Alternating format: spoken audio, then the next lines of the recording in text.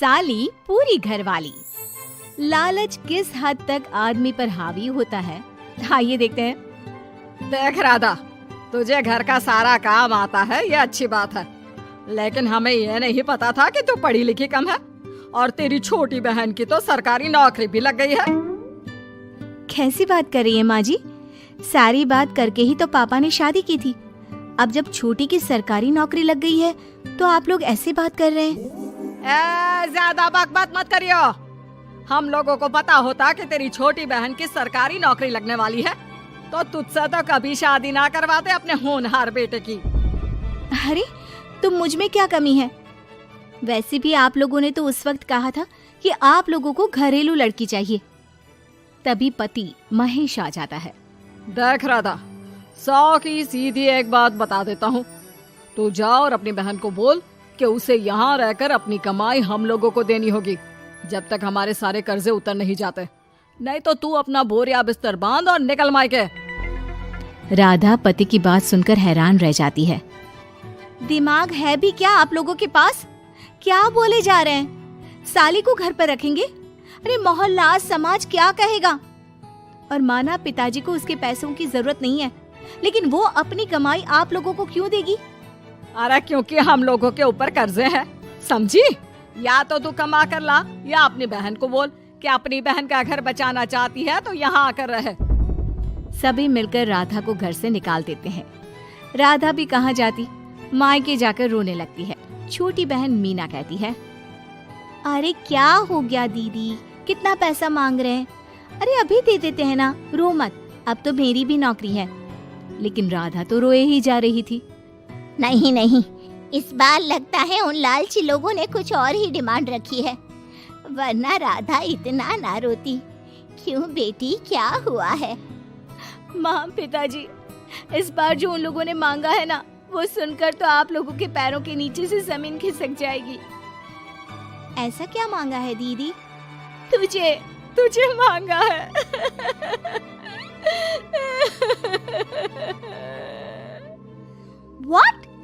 What nonsense? दीदी क्या बोल रही हो, समझ रही हो? हाँ, मेरी सास ये बोलकर भेजी है कि या तो मीना अपनी सारी कमाई उन लोगों को तब तक दे जब तक उन लोगों के कर्जे खत्म नहीं हो जाते, या फिर मैं मायके में जाकर रहूं यहाँ। क्या मजाक बना रखा है? ऐसा होता है क्या कहीं? अरे शादी की है, कोई आलू टमाटर थोड़ी है कि अदला बदली कर लो। छोटी बहन शांत होती है। माँ पिता बड़ी को समझा रहे होते हैं और वो रोए ही जा रही थी। तभी छोटी बोलती है, पापा मैं दीदी के साथ जाऊंगी। क्या पागल है क्या? अरे दुनिया क्या बोलेगी?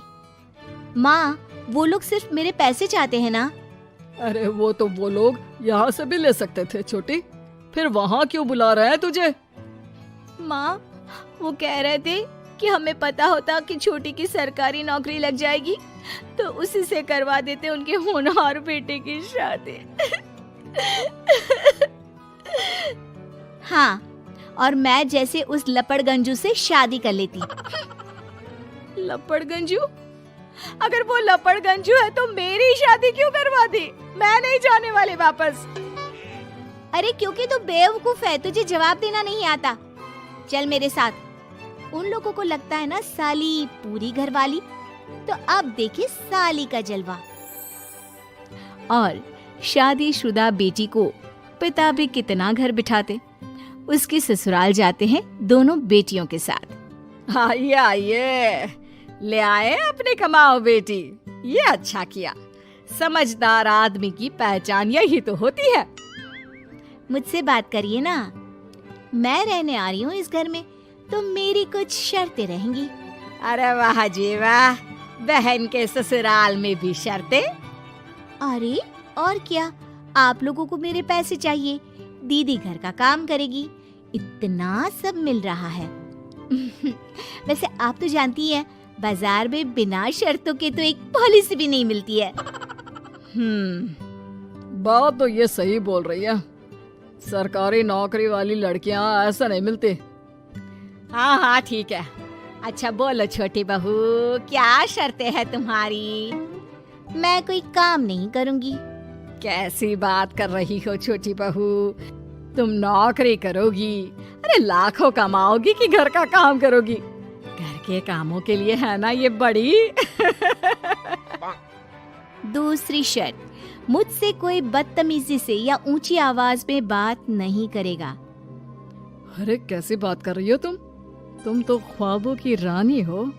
शट अप जीजाजी, साली से मजाक करना अलग बात है, लेकिन याद रहे साली बहन होती है बीवी की, और बीवी की बहन यानी आपकी बहन। माँ ये क्या बोल रही है? बहन। अरे ना बेटा, मैं हूँ ना, बात करती हूँ ना, रो मत बच्चा, रो मत। खैर, पिता दोनों बेटियों को छोड़कर चले जाते हैं। अगली सुबह, अरे सरला, जल्दी से मेरा और तुम्हारी बहन का खाना पैक कर दो, हम लोग ऑफिस के लिए निकल रहे हैं। लेकिन सरला तो सोफे पर बैठकर टीवी देख रही होती है। देखो जी, मेरी बहन पैसे कमा रही है तो मैं क्यों काम करूं? याद है ना मम्मी जी क्या बोलती थी कि मेरा बेटा पैसा कमा रहा है, तब सारा काम मैं करती थी। अब मेरी बहन कमा रही है तो मैं भी काम नहीं करूंगी। हाँ। अरे साली साहिबा, चलिए ना, मैं आपको दफ्तर छोड़ देता हूँ। क्या रेपुटेशन बनेगी हमारी।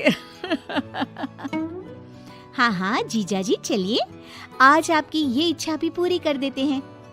छोटी के ऑफिस में, अरे ये कौन है? तेरे जीजाजी है ना? ये कैसे तुझे छोड़ने आ गए? अरे वो अब ना मेरे पास ही रहती है। सभी एक दूसरे की तरफ देखने लग जाते हैं।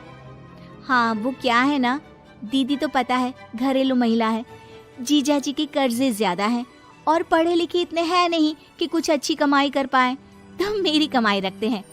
बस जैसे ही इन लोगों का कर्जा खत्म हो जाएगा मैं अपने घर चली जाऊंगी।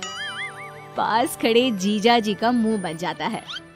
घर आकर, छोटी, तुम ये क्या बकवास कर रही थी? ये सबको बताने की क्या जरूरत थी? अरे जीजाजी, आप खुलेआम सबको ये कहे कि साली आजकल मेरे साथ रहती है तो लोग क्या सोचेंगे, आप जानते हैं ना? अरे उससे कुछ मत बोलना बेटा, चल मेरे साथ, तुझे ना बाजार का डोसा खिलाती हूँ। चल चल चल। हाँ दीदी तैयार हो जाओ, डोसा खिला रही हैं आंटी जी। तीनों जा रही होती है कि पास मोहल्ले की कुछ औरतें वहाँ पर जमा रहती है। अरे लाजो बहन, बहू की बहन यहीं रह रही है क्या? हाँ हाँ, इसे भी रख लिया है। अब आप तो जानती ही हैं कि हम लोगों का दिल कितना बड़ा है। जी, इन लोगों का दिल उतना ही बड़ा है जितना इन लोगों का कर्जा।